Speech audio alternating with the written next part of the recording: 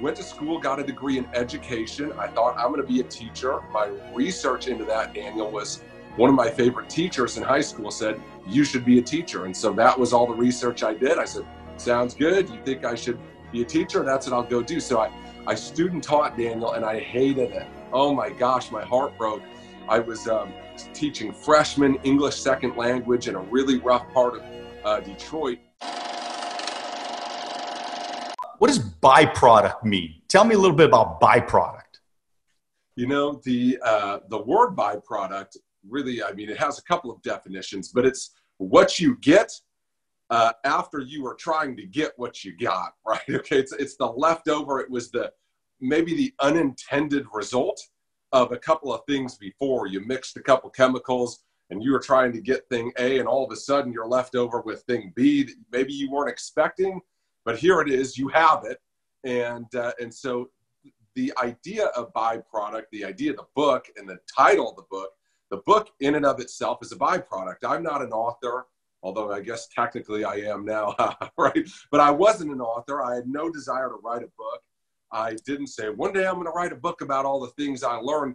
I set out to win in business and to build people and to build leaders. And as a byproduct of a decade worth of leadership in the trenches, really, of American business, I had all this stuff that I didn't really intend to ever get. It was created as a byproduct of doing the work to build the business that I'm like, wow, this is actually the stuff that helped me to build the business. These are the things I learned. This is what I accumulated over those years that have helped other people to learn. And so ironically, Daniel, the book itself is a byproduct. That's why I named it that. It wasn't the intention. It was a secondary outcome that happened to be pretty cool. Well, I think that's really cool, man. And I think that is a genius title because it really is. I mean, everything that we get in life is a byproduct of our habits, of the things that we've done over however long we've done it. It's all byproduct, man. It all comes from the fruits of our labor. So that's right. You know, incredible, exciting. And we're going to talk more about the book, but I want to kind of dive deep a little bit into your story. I want, you know, there are people out there that they don't know Ian Prukner like I know Ian Prukner, and they want to know you and they want to know your story. So tell us a little bit about, like, what did your parents do and what was your childhood like? Sure. Well, my dad immigrated here from the Czech Republic during the middle of the Cold War when Soviet tanks came in and annexed his town. And, you know, communism is becoming a fun thing to talk about, right, these days. But if you ask anybody who lived under communism, they would just leave everything for a shot to escape. And that's what his family did. They left with $300.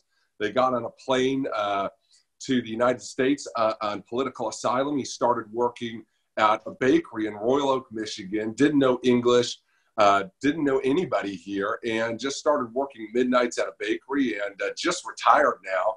My mom worked for a bank her entire life, working in compliance and other things. And, you know, so like my childhood, it was awesome. I hear all these stories about my childhood and all these mistreatments. I mean, my parents, Daniel, were about the best example of great parents that you could ever have. Still married, loved each other, loved us, spent time with us, did whatever they could. We didn't have any money, like no significant amounts of money. Like I can remember, you know, Christmas was like, you get $150 spent on you and that's it. There's not a dollar more. So we didn't have all sorts of stuff, but we had a great life and I never felt like we did without. And you know, my parents really modeled for me what a successful relationship looked like, what it meant to follow through, what it meant to do things maybe you didn't want to do, but you needed to do. They were your responsibility. And so my childhood was great. You know, I have a younger sister. She had a great childhood.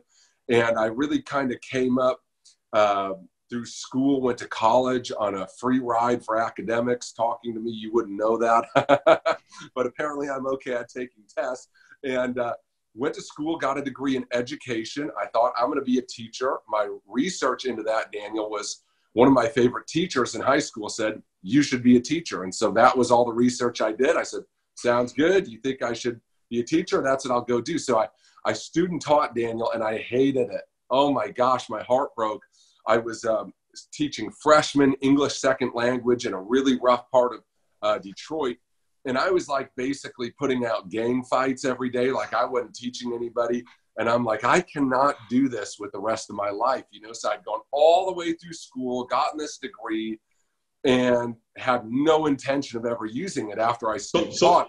So let me stop you real quick and just ask you, I mean, as far as education is concerned, let's talk just real briefly about the state of, you know, regular education in America and in Canada today.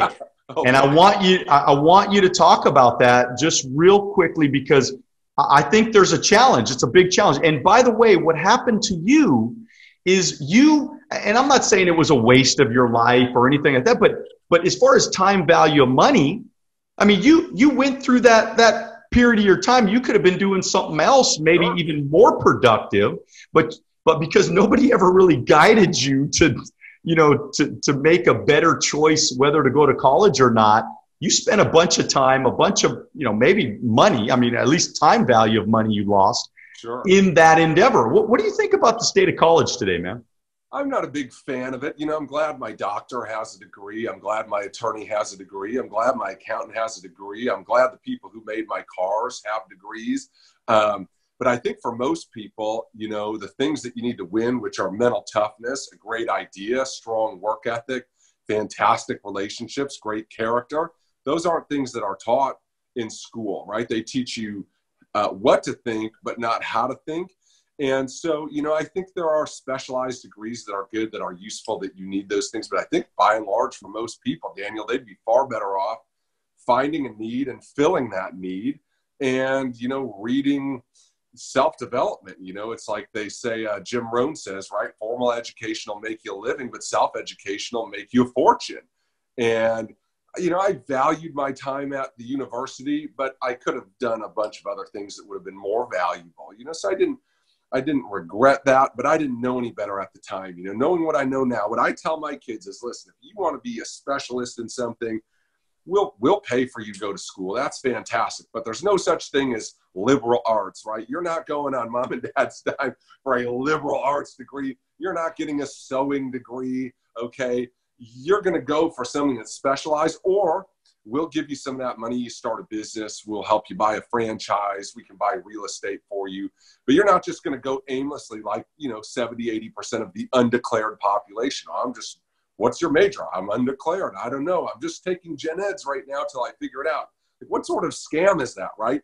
Pay us $25,000 a year to spend all your time trying to figure out what you want to be when you grow up, and then get a degree. And then, you know, it's like the stats are mind-boggling on how few even work in their degree. 50% of college graduates go back home and live with their parents after they graduate college. I mean, are you kidding me? They made a movie about that. It's called Failure to Launch, right? If you like this video and you want to watch another one, click right here. If you want to watch the entire podcast, click right here.